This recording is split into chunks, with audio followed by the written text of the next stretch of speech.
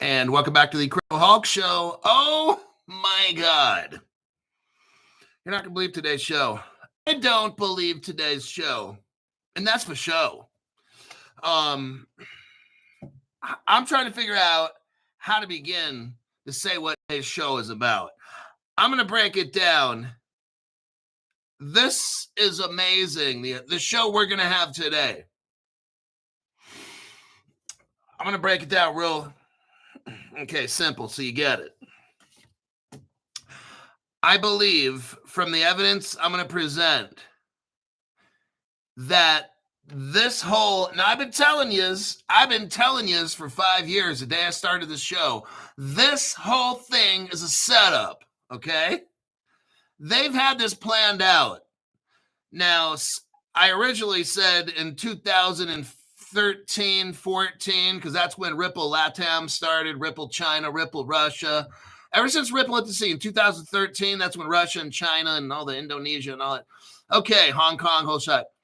This whole crypto thing has been a five of the richest families of the world, utilizing governments to get shit done. That's what this is. This whole crypto is a way to control everybody on the planet. You have to have a one world system. When the internet started in 1997, well, whenever it started in the 1980s or 70s, whenever it started, because the government made it up. I'm saying from 1997, that's when the intention was to have a one world payment system. They put that in the internet. It's the X42 code, whatever the fuck that means. It's like a bunch of computer code, which I don't understand. The intention of the internet, whenever it started in the 1970s, 73, one of you fucking geeks out there know. Okay, let me ask the fucking question because you guys seem to know it all. When did the fucking internet start?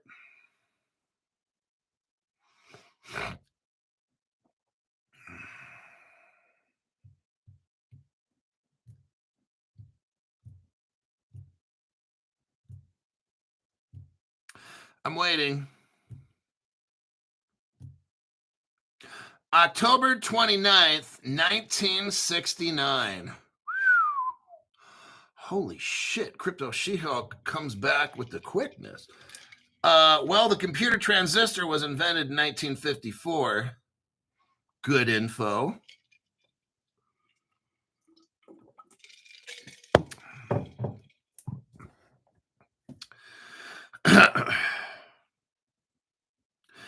I'm going to go ahead and get the show started. My name's Crypto Hulk. I'm not a financial advisor.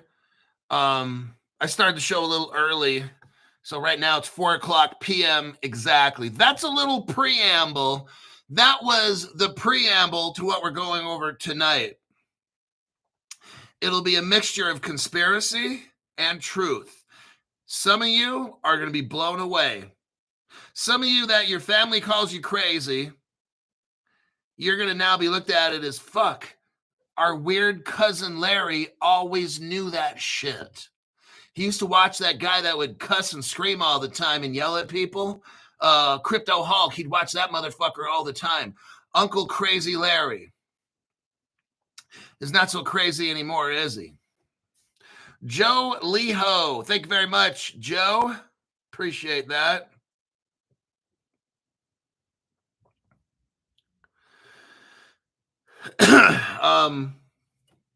My name is Crypto Hulk. I'm not a financial advisor, not a crypto advisor. Don't believe anything on the show. There's way too much truth for you.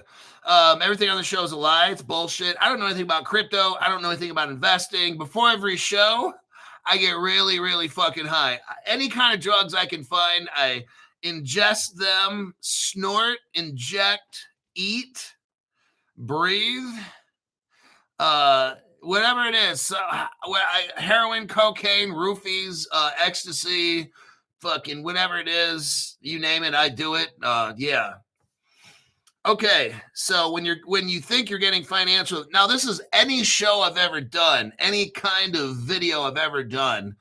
Even if you ever see me in public and shit, you want financial advice, or if you call me or whatever it is, I'm super fucking high. So I'm just letting you know in advance. All righty. Hulk, what's the link called for your chain? Bot. It's Thailand. Thailand's. I like the Thai gold. Fuck, I like any. I was eating Thailand food for lunch. Me and Mrs. Hulk. I try to eat Thai food about once a week, once every I don't go longer than 2 weeks without having good Thailand food. Let me see what my views are for the month. How many hits I got. Let me look here. Where do I go? Hold on a minute. Okay, we're at 664,000 views for the month. I need your help with the algorithm. See, normally, up until about a month ago, YT did so. I noticed something happened to my channel. I usually would ping about 1.3 million views a month. Now I'm down to 660-something thousand. Not good. So I'd appreciate, especially if you're somebody who watches the show and you don't donate, help the channel, and this will help me reach other people. So it's kind of like you donating. Okay, so do this. In every single top chat, put something in there, anything. And you can even write the word anything. After the show, in the comment section, put something in there to show interaction. We're trying to show interaction, not that we're trying to manipulate an algorithm, okay? Save every show to your favorites. Share the program to as many people as you can, even if it's to your own email. If you have to set up your own email account separate and send it to that account, we're doing that to remind you to watch the video later. We're not trying to manipulate any algorithmic calculations. Absolutely not. Would never think of doing that. Lastly, make a playlist of 8 videos. Watch them at home every day for 8 hours straight. Now, I can't tell you to just turn the volume off. That would be manipulating the algorithm. So I want you to let the videos play for 8 hours straight and listen to every word. While you're at work, let the video play for 8 hours while you're working. Don't turn the volume off, but keep it running, because they're going to say that that's manipulation of the algorithm. I would never tell you to do such a thing. That would be dishonest, okay? So by doing all these things, you're going to help this channel. I greatly appreciate it. And I greatly appreciate Joel Velasquez. Thank you very much for the tax-free donation. I took your advice and got high as fuck before the show. Oh, thank you, Joe. That's my unfinancial drug advice. Oh my God, these people are killing me. Then we got Joe Leho. Thank you very much for that. Hot pink. Tax-free donation. YT's not getting any of that shit. They can go suck big D's or little D's. I don't really care. I'm sure the guys that work at YouTube already do that. So anyhow, they love doing that. Let's go with the topic of the show, and that's faux show. Let me click out of some of these articles here. I mean, I got windows open that don't need to be open. Give me a minute here. That's the email. Okay, where are we at? Oh shit, here we go. Let me back this up. Back it up. Oh, let me start off with, well, fuck it. No, let's just go with the main event.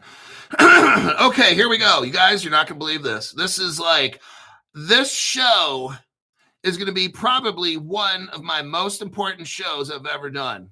All right? I know it's weird to have a show at 4 o'clock. Somebody says, am I dreaming? Or we have an early show. It's normally 5:30. I couldn't wait. Seriously, I'm excited to do this show. I can't wait till 5 or 5:30. I got to do it right now. Right now. This is amazing right here. Totally amazing. Coinbase I'm going to try to maintain my composure. I'm going to try. Coinbase breathes new life into long forgotten web payment code. Everybody, this was planned from 1997, okay? This day that we're entering right now of a one world payment system.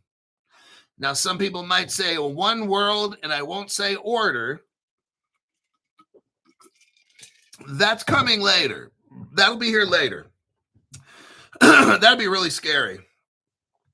Coinbase, new, open source, it just happens to be open sourced, and somebody just happened to forget about it, you know. Oh God. What let's go.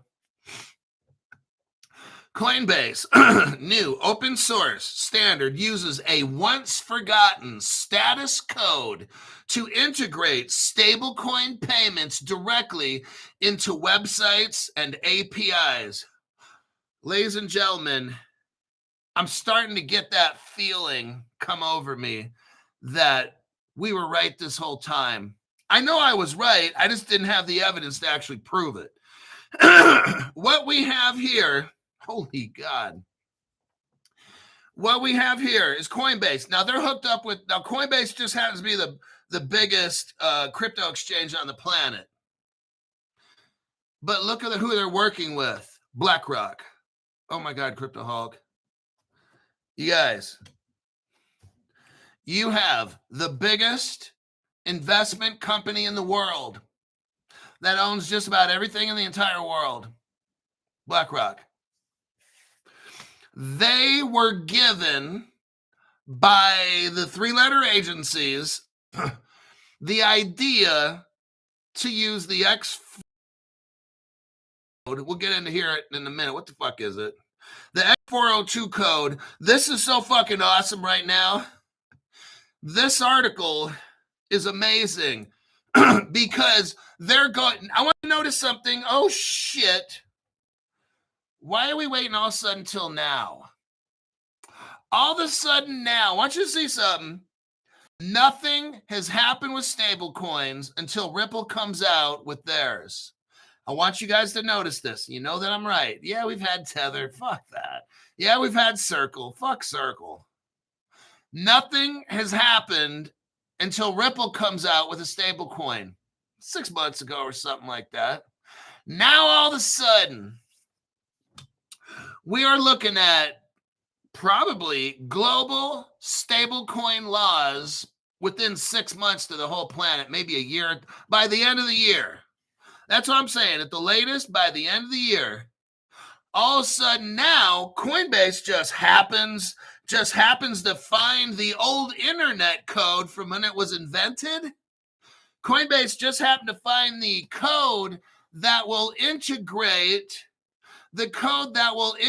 stablecoins directly into websites and APIs. Well, imagine that, son of a bitch. What a fucking coincidence, right? I want you to see this. And now people are saying, damn, Crypto Hulk, you were right this whole time. Crypto Hulk's been saying from day one, like every fucking show, this whole thing's a setup by the government. These other channels, they have not been saying this for 5 fucking years, okay? I've been showing you over and over and over about the 5 rich families and how you have 100 exchanges and then you'll have 10 and then Ripple China, Ripple. I've been going on and on and on with just boom, boom, boom, boom, truth bombs. These other channels have no fucking idea. Stephen Morris. Then I called the fake trial from day one. Fake Ripple trial. Was any other channels doing it? No. In fact, they were giving you updates twice a day on the Ripple trial for years. And I'm just watching them sucking that big D like that. Like, wow, are you really desperate like that to get viewers that you got to talk about a fake court trial? And then when you had, listen to this, the John Deatons and the Jeremy Hogans on their shows giving us a legal update. Jeremy Hogan, let me suck your D. Come on to my show and tell everybody what's happening in the Ripple trial. I'm just like, wow. This is so sad. You know who I'm talking about. Digital dildos every fucking day talking about the Ripple trial. I'm grateful we got Jeremy Hogan to help us out. Jeremy Hogan, come on the show. Let's all suck his D for him. And I'm just like, well, I never talked about no trial. That was so fucking, these people have no fucking idea. Ripple was already determined in 2015 through the Ripple settlement agreement. It was already determined the currency. You know what a currency is? It's a government money. In 2015, our government already determined what the fuck Ripple was. This whole trial's been fake as fuck. I used to work for the Department of Justice. I was telling everybody about the United States Code. If it's not in the United States Code, you don't have to do shit. The IRS can't tax you. Why? It's not in the United States Code. Gary Gensler can't say shit about crypto. Why? It's not in the United States Code. And everybody else is like, well, Crypto Hulk doesn't know what he's talking about. Jeremy Hogan knows. Oh, come over here, Jeremy. Let me suck your big D again. And I'm just like, wow, these channels are so fucking embarrassing. That's why, like, when I go to XRP Las Vegas, I'm not going there to see any of these fucking influencers. They are dumb as shit, okay? I'm only going there to see my sponsor, and that's it. And my fans. If anybody wants pictures with this guy. But I'd love to meet my fans that have put up with my antics, my screaming and yelling and all kinds of shit for 5 years. I want to say thank you. Rob Harper, thank you very much, Rob, for the tax-free donation. Back to the I can't even get past the title of this fucking video. It says, Coinbase found an old code used when the internet was first started, and it was designed for payments. And guess what? They're going to integrate crypto. You see, I want you to see something. I was telling them, I still can't get past the title. I was talking to a friend on the phone. I said, look, 99% of the people have no fucking clue. Let me break it down for you. So he was listening. And I told him this whole stable coin shit. What is a stable coin? It's a cryptographic. Well, he said, what? Cryptographic, yeah, platform code thing. It's a crypto. A stable coin is a fucking crypto. What's a real world asset token? When you tokenize real world, it's a fucking token. So basically, everything's a fucking token, Crypto Hulk? Yes, it is. Generic, just like everything's money, right? Everything falls under money. That's why you have currency or you have this. It all goes under money, but there's different types of money. But all the shit's of money, okay? It all goes under the name of money. All this shit goes under the name of digital assets, crypto, whatever it is, it's the same fucking thing, all right? Now, they're going to set up, listen to this, they're going to integrate stable coins directly into websites and APIs. What is this, everybody? They're laying out the crypto. What did I just tell you the other day? All this stablecoin shit is like the roads, the bridges, the power lines. They're getting it all set up. And people are so dumb. Oh, I don't want to get mixed up in crypto. It's so bad. The criminals use it. This is so sad. Elizabeth Warren and the Democrats are out there telling people all this dumb shit. Arthur L., thank you very much for the tax-free donation. They're out there telling people all this. I'm showing you now, stable coins, they're laying out all the regulations for this stuff because stable coins are crypto. And when all the banks are using, you'll on your phone, you'll have a wallet. Then that real ID shit will go in that wallet. A private company will make a wallet like Google or something like that. Apple Pay. These wallets will be government standardized. So real IDs. So whether you have a Google wallet, a whatever kind of fucking wallet, the government will allow certain types.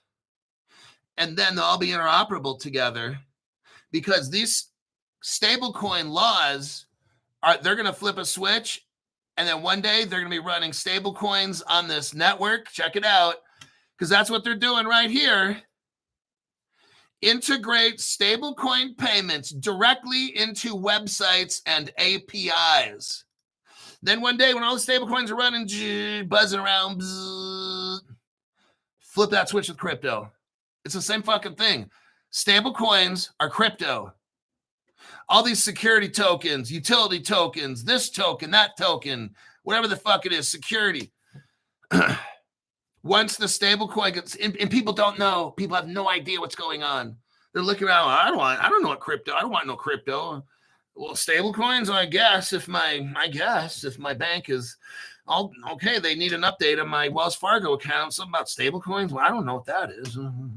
Then you go to the grocery store and they accept stable coins, and some people are starting to pay. Well, I guess I'll try using that. Well, I don't want to have to go to the ATM machine. I'll just pay with a stable coin. And the next thing before you know it, boom, they let crypto loose. Why? Because the platform's already made. It's called a stablecoin platform. You had no idea, did you? That's how they roll this out.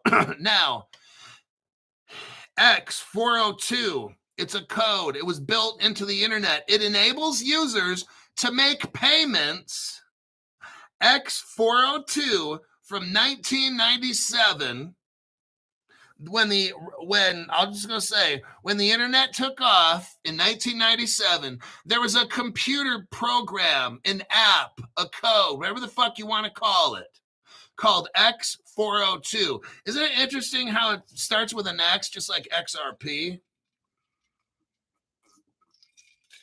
XLM, XDC? The protocol uses a single line of code, simplifying how crypto could be as a native payment on the web. Oh, look what we got going on here, everybody. Since the early days of the internet, HTTP, remember that? 402, a payment status code that showed payment required, has existed as a placeholder in the web protocol from day one. This was the original intent, to have a one crypto to rule them all, everybody. And we all know who that fucking is, and that's XRP. It was a digital relic that once promised an internet with a built-in payment capability, but it never happened. 3 decades later, crypto exchange Coinbase, through its developer platform, has brought it back to life. Oh, really? It's called X402, a new open source protocol that creates a native payment layer for the web. Holy shit, Crypto Hulk. Telling you. Imagine a future where crypto is the default to pay for anything. Here it is, everybody. It's getting rolled out, and nobody knows. The normies have no idea what's going on, but you and me do. We watch super close. Is anybody talking about this on the internet like this? Answer, no.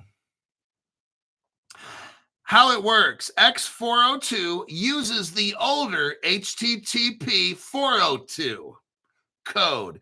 It's a payment status code to let clients, whether human uses or AI, know that they need to pay up. Then it says they could then authorize a stablecoin payment request.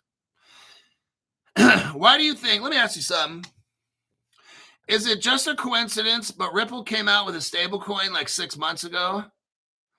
Like we never heard about none of this, right? Never, ever heard about this for 5 years that I've been in crypto. Never heard it for 5 years. Some of you guys have been in crypto 7, 8, 9, 10 years. Have you ever heard of Ripple saying they're going to make a stablecoin? No. Then all of a sudden, just like that, they make it. And then all of a sudden now, just like that, it looks like Coinbase has this code from when the internet was first invented, and it just happens to have a payment platform in there that, nobody ever used this thing. Well, imagine that. What a coincidence. And all of a sudden now, it's going to be a thing. Because Coinbase worked on it by themselves, of course. No help with 3-letter agencies. Decline management. Thank you very much for that. One crypto to rule them all. Love it. So let's get back here.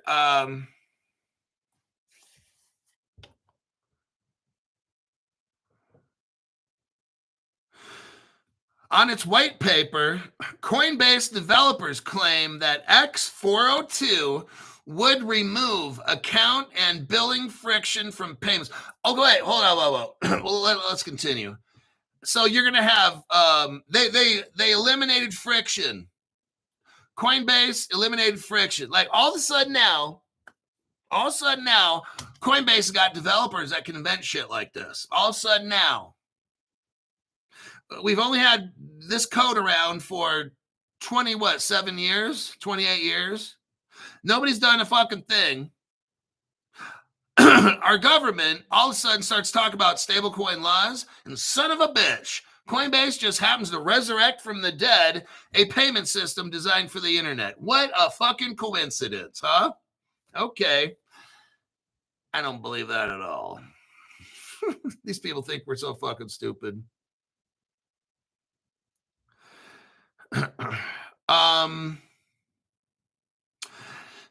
Now let's go to Wikipedia. Now I'm going to show you something that's going to blow your mind. Your mind is going to get blown.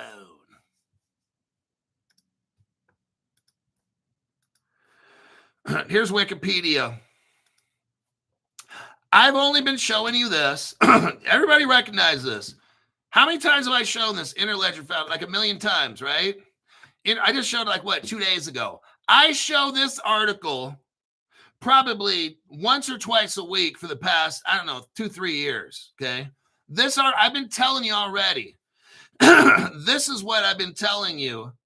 They have all the shit figured out. I've been telling you, Ripple is in the internet. It's already built in there. I've been telling you this for like at least 2 or 3 years. And I've been telling you for 5 years since I started the show. This whole thing is fake. The Ripple trial is fake. All the shit about Ripple. Ripple is a government contractor. On and on. I've been telling you all this stuff. And I know the other channels don't say that because I watch them. So here we go. How did this all start, Crypto Hulk? Well, you have something called Interledger Foundation. Here we go. Now we're going in for the deep dive. You have something called the Interledger Foundation. It started in 2019. Right up here, it says the mission is for what? The mission is to foster global digital financial inclusion. You know what this is? To get everybody. Are you hearing this? The mission of the Interledger Foundation is to foster global digital financial inclusion, equitable access to the digital economy. The goal of Ripple and the governments are to get everybody on a single payment system. Oh, dang, Crypto Hulk, they really did have all the shit figured out. Go where it says history. Stefan Thomas and Evan Schwartz published a white paper, October 2015. They were working at Ripple Labs, acting as a universal translator. That's what the Interledger protocol is. It's a universal translator. Now, later we're going to talk about Codius. This is what Codius, in my opinion, is. The universal translator, everybody. The Interledger protocol that the two Ripple guys invented was modeled after the TCP/IP, the foundational technology behind the internet's ability to transmit data across different networks. Ripple invented this from whoever invented the internet, like the United States government. Now, go to the second paragraph. Right now, go to the second paragraph. You know what's in that second paragraph? HTTP 402. Right there, everybody. Holy shit, Crypto Hulk. Let's continue reading. So, Ripple invented something called the Interledger protocol. What is it? A universal translator. You can take this code and it translates into that. Doesn't it sound like a Ripple liquidity hub? Well, yes, it does, CryptoHolic. You take one crypto, you take money like Mexican pesos, send it to somebody. The Ripple liquidity hub turns it into dollars on the other end, or it turns it into Cardano or whatever, or it turns it into gold. Didn't I show you Ripple already had this in 2013, 14? Yes, I did. It's called Ripple Singapore. No other channel showed you this except this guy, okay? This Interledger protocol is Codius, in my opinion, and it's already in the internet. Let's look right here. In 2015, the World Wide Web. These are the people that own the internet, okay? In 2015, the World Wide Web Consortium owns the internet. They had Ripple show up. They had the Federal Reserve show up, and American Express was there as well. The group discussed using Interledger protocol to solve compatibility issues between global payment networks. They needed a universal translator, Codius, okay?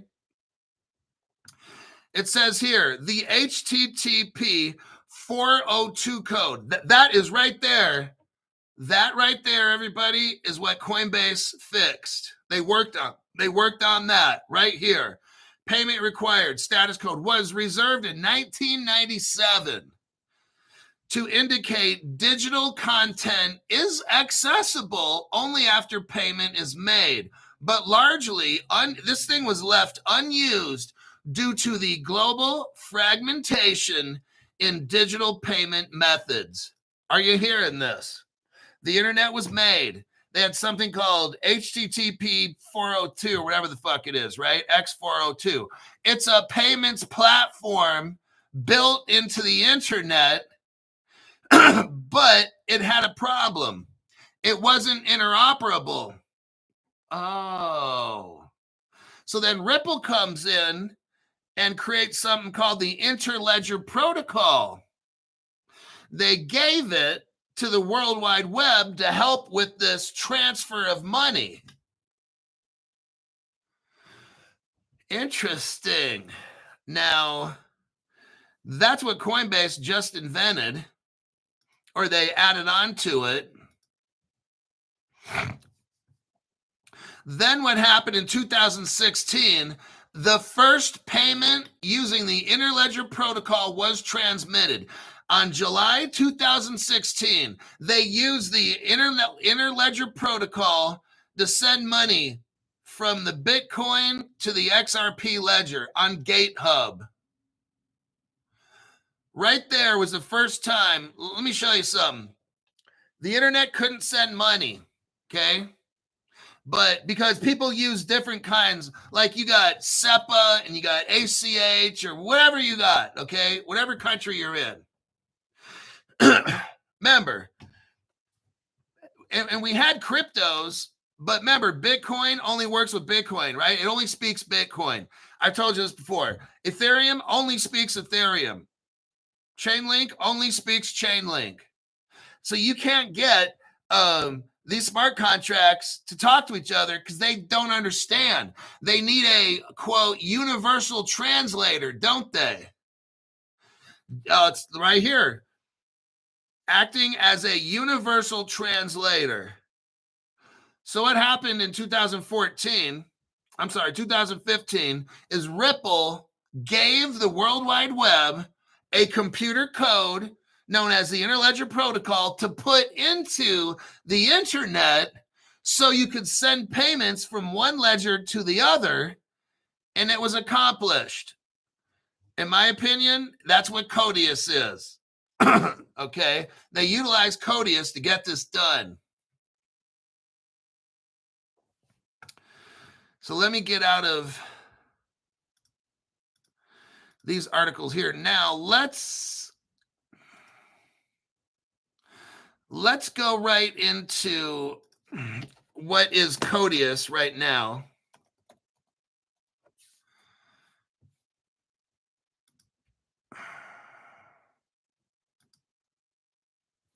Okay, let me copy paste this for you.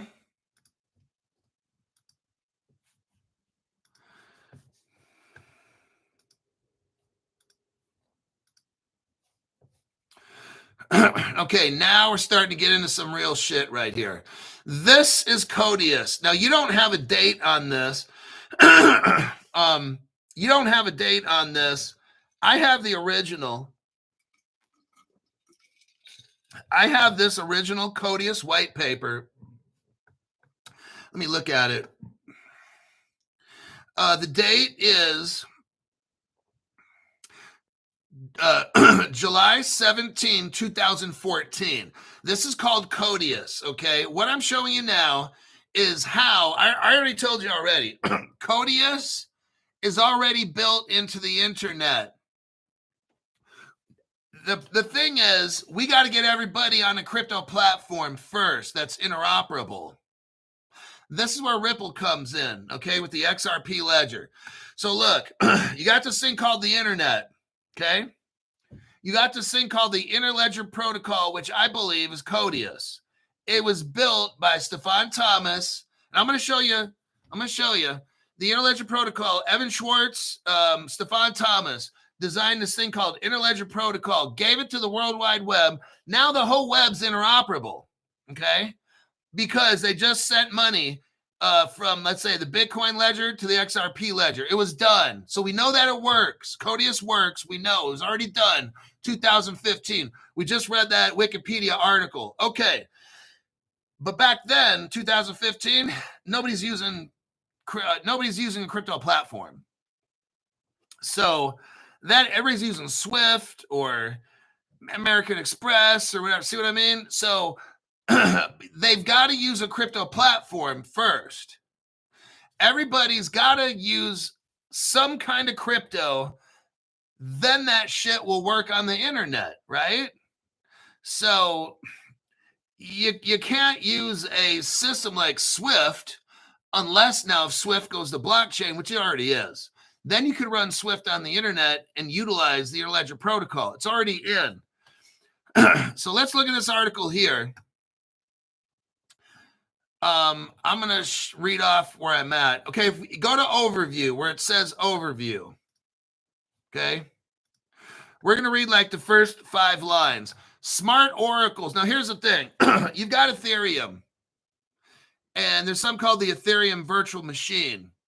Ripple put Ethereum virtual machine sidechains on the XRP ledger. That's good and all, but you don't need it because there's Codius. And I always wondered, why did Ripple put Ethereum virtual machines on the XRP ledger? They've got Codius. They don't need it. That's true, okay? But I don't know why they're... So let's read here. Smart oracles provide flexible ways to implement smart contracts. Okay, stop. We know Ethereum has smart contracts. That's good. And Ripple just came out with smart contracts 1 to 2 years ago. And that's good. Just like Stellar. Okay. What's better is to have smart oracles. Oh, see? Because you got a smart contract. That's good. But it needs an oracle to tell it what to do. Guess what? Ripple's got smart oracles that tell the oracles what to do. Oh, so that's why Ethereum is garbage. Okay. That's why Ethereum will never work. It doesn't have smart oracles. It's not interoperable like this, okay? Ethereum's done. I already knew this shit like years ago because I have evidence to back up it's not just, I've been saying Ethereum wasn't going to work for 5 years. Okay, great. But do you have evidence? Well, no, it's not going to work. Well, no. What I've been talking about is this. 3 years ago, I was showing you about Codius and we got smart oracles. That's the difference. Smart oracles build on the idea of oracles.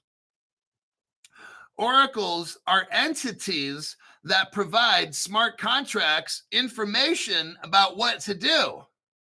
Somebody's got to tell the smart contract what to do. That's the oracle. But then you need a smart oracle to tell the smart contract to tell the crypto what to do. That's how all this shit works. Next, go to the section that says overview. Scroll down. Wait, that's overview right there. Okay, go to the last part, the last sentence in the overview section. We introduce an implementation of smart oracles called Codius. It comes from Google's native client, which is for code sandboxing. Okay, what is this? I'm going to try to make it as easy as I can. This is complex, but I'm going to make this as easy as we can get. Hold on a minute. Bo Hunter Corion, thank you very much for the tax-free. King Solomon reported that the SEC has settled with Ripple, $50 million fine. Anyone else heard that yet? No. And that's all fake anyway. I don't even really care. The whole SEC trial was fake.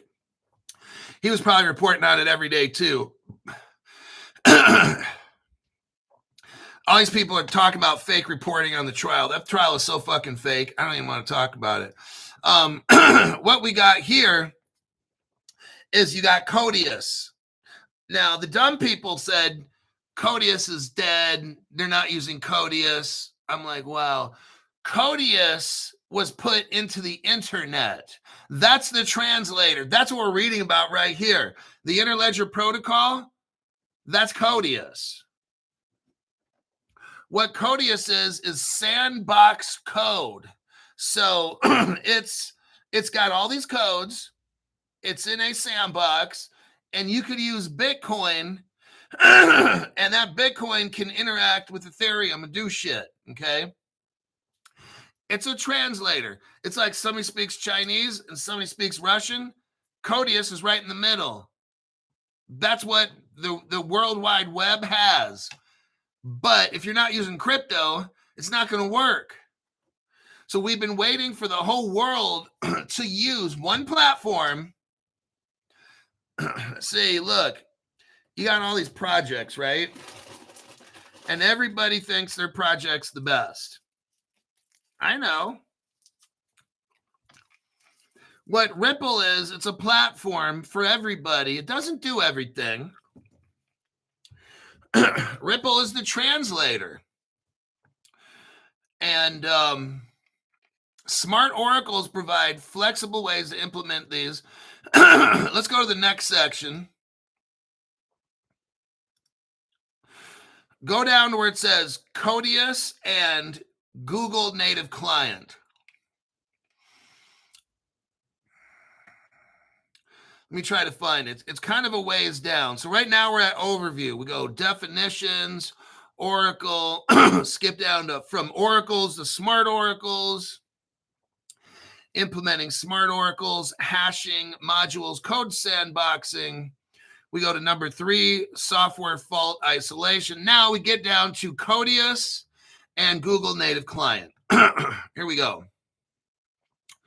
Google's native client is sandbox for running untrusted x86 code, the low-level commands used by most computer processors.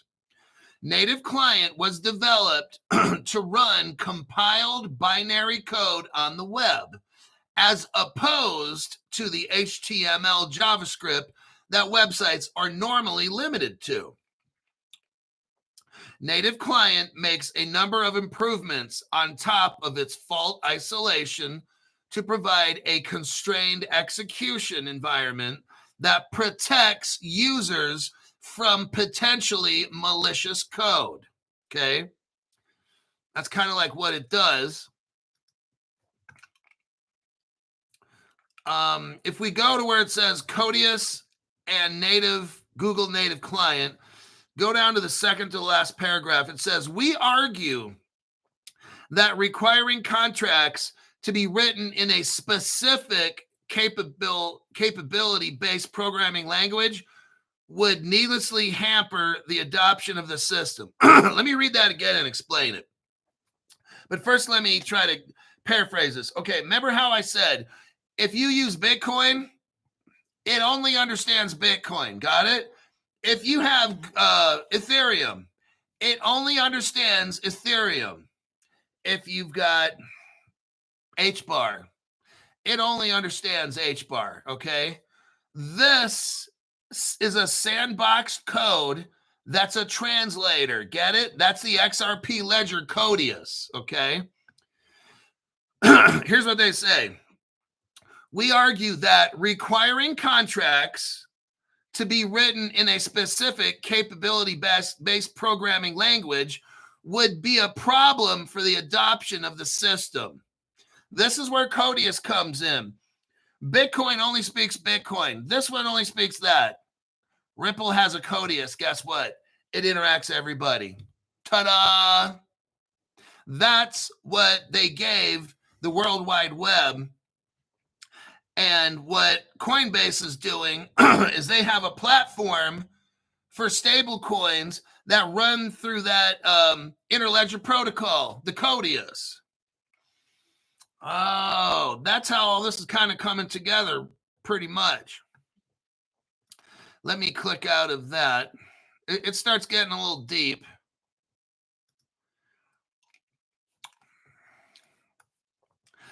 Now, if you want to buy any of these cryptos that I'm talking about, Caleb, I'll put my Caleb and Brown link in.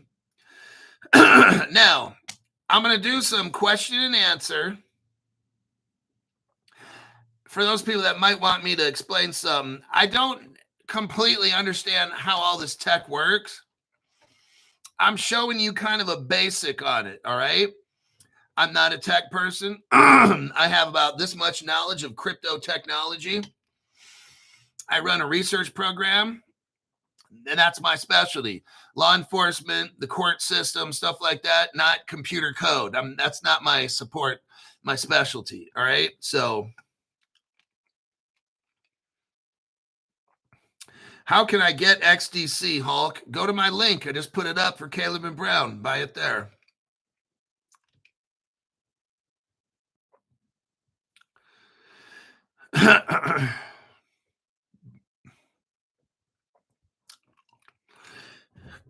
So that's what Codius, you cannot buy it. It's a code.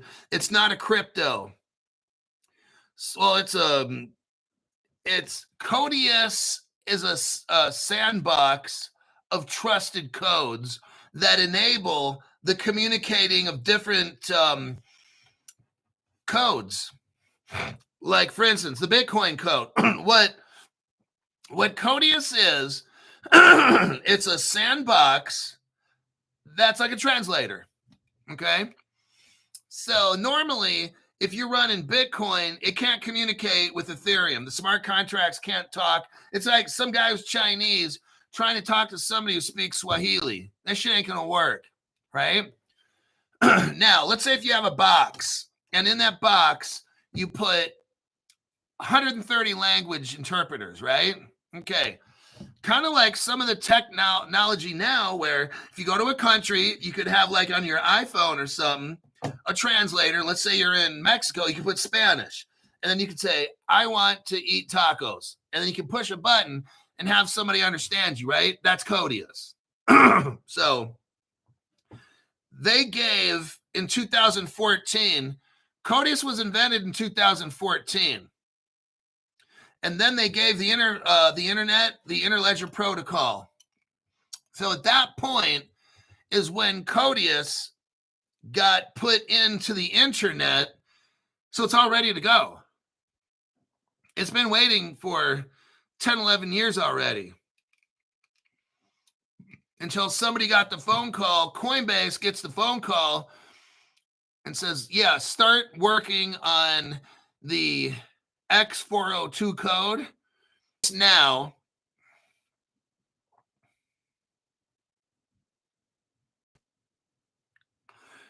That was YouTube shutting off the program.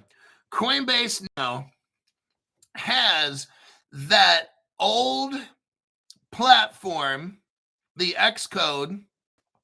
They updated it to make it stable coins for the whole planet. That's tied right into the internet with the Interledger protocol. Because you got to get everybody on the same platform to use the Interledger protocol. And that platform, we all know, is going to end up being the XRP ledger. So right now is, okay, look, if everybody's on the same platform, like Coinbase developed the 402 platform, if everybody on stablecoins, and if that's put into the internet, it can be interoperable. And the XRP ledger, everything gets built on the XRP ledger, and they put that into the internet, and it's interoperable. Because Codius is already in the World Wide Web. It's just fascinating to me. Like, it's finally about time. I think we're getting close. It's pretty amazing, that news. Chris Sharp, thank you very much, Chris, for the tax-free donation. I fully understand. Very well explained. I appreciate it, Hulk. Keep on teaching. I'm listening. So what it seems like to me is they're going to get this whole stablecoin thing going, where maybe I make my car payment every month and they'll accept stablecoins, and I go shopping on Amazon and they'll accept stablecoins. Maybe on Amazon, there will be sellers that only accept certain kinds of stablecoin, right? Stephen Morris.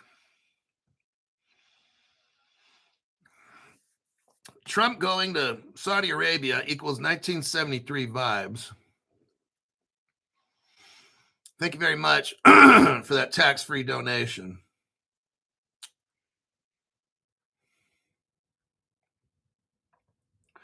So yeah, it's like, I think what I really think is the stablecoin regs are coming. They all know it. We're watching it. I'm showing you how they're all kind of joining up. I don't think it's a mystery that Blackrock, the world's biggest financial company, just happens to come out with some old code that they found when, the internet was first made. Not a big deal. They just happened to find some old code and they did a little facelift on it and gave it a nip and a tuck and stretched back the skin and got it all looking pretty. And all of a sudden now it's going to work. All of a sudden now, stable coins are going to run on it, and we're going to test out the Interledger protocol. We're going to keep working on it because it works. And then once they run stable coins, they're going to maybe have a stock market that runs on cryptocurrency as well, and that'll be your XDC crypto. And then with the stable coins, they'll have the common people and businesses sending money. That's where the XLM Stellar comes in with the circle. I don't know what the Ripple stablecoin. I don't know all these things on who's going to use that. The XRP we know is a bridge currency, so it's a bridge. Now maybe I don't have all these answers. I really don't. I know what cryptos are involved. But I don't know how it all goes down because I'm not a tech person. But those three cryptos right there, XLM, XRP, and XDC, we're seeing it all go down. Why is BlackRock fucking around with stable coins? Aren't they into like stocks, bonds, derivatives? So that's what just makes me think that they get the stablecoin thing going. You lay out all the tracks for that. And then guess what? Those same tracks, you can drive the derivatives right on top of those rails. Oh. I don't know. It's very interesting, though.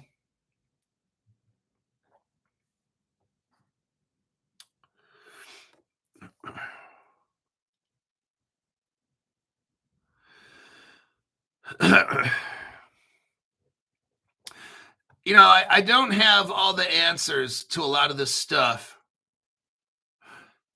From what Ripple says, this Ripple stablecoin. See, look, we know the XRP is a bridge, but it's got to get value. So this is where real-world asset tokenization will come in. So that crypto, the XRP, they'll have to tokenize all kinds of everything on that XRP to keep the value up. Now, at the same time, you don't want to use crypto to buy shit because then you take away the country's money value, right? Okay. See, Facebook's Libra, they were going to take over the whole world. Ripple Labs stablecoin is based on the dollar. See what I'm talking about? So now it's tied to a dollar. It's not a threat to the dollar. Absolutely not. In fact, it could actually increase the value of the dollar. So that's the difference between Bitcoin. Bitcoin tried to replace the dollar and every country's money. It's going to go bye-bye, okay? Just like Facebook's Libra. Bitcoin was an experiment. So is Ethereum, okay? Just keep watching my show. You'll see one day. So Facebook's Libra got shut down. Ripple 2015 court hearing calls the government of the United States. That's why that whole trial's fake. This whole Ripple trial, Gary Gensler, that shit was fake. In 2015, our government calls XRP currency. What's the meaning of currency? It's a government money. And the government doesn't shut them down? No. The whole court trial was fake. It was a distraction to scare people out of buying XRP.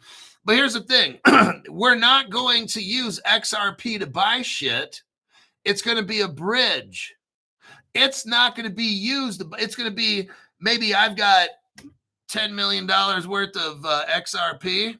I'm going to put it onto a payment platform to bridge all the, because let's say I buy and sell shit all the time. So I got to put $10 million of value on that bridge so I can send people payments, and they put money on their side of a bridge so that payment never gets lost. Now, I don't understand what happens if it kind of does. Well, you got a bridge there so that maybe they take part of the XRP as the payment. I don't know what happens if a payment's ever lost because a payment never has been lost. And that's above my pay grade. Jeff, thank you very much for the tax-free donation. Time for a drink, Hulk. I think I'll join you. Cheers. Well, I can't drink for another couple hours. I got to work on tomorrow's show. I still got some articles. I should have some time tonight to knock a few down, definitely. So what we're seeing is that these stable coins, they are the money of the country. So no one's going to stop Ripple Labs stable coins because they're using, let's say they take $1 million, $10 million, actual 10 million American dollars, put it on the Ripple Labs stable coin. It's backed with dollars. It's not taking away the dollar's value. It's using them. See, Bitcoin replaces a dollar. That's not going to work in the future.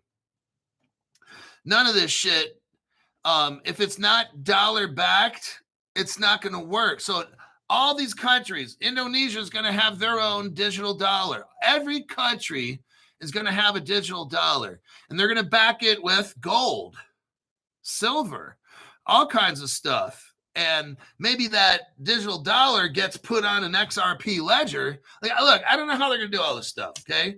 But I know who the players are, and we've talked about their names already of them. Those are the cryptos you want to invest in.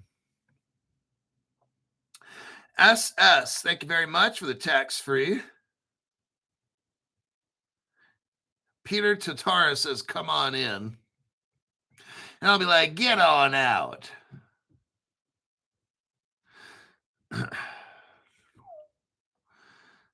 Ripple is the central bank.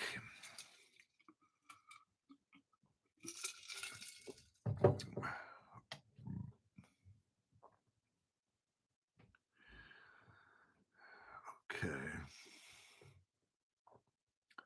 Linda McKinney, thank you very much for the tax-free donation. Hulk, have another The Ghost Welch's drink on me. I'm going to have one tomorrow morning. Those are yummy. I bought a multi-pack. It's at Costco. It's a box that might have like 4. The Ghost box might have 4 different flavors or something. I'll take a look at which ones are in there.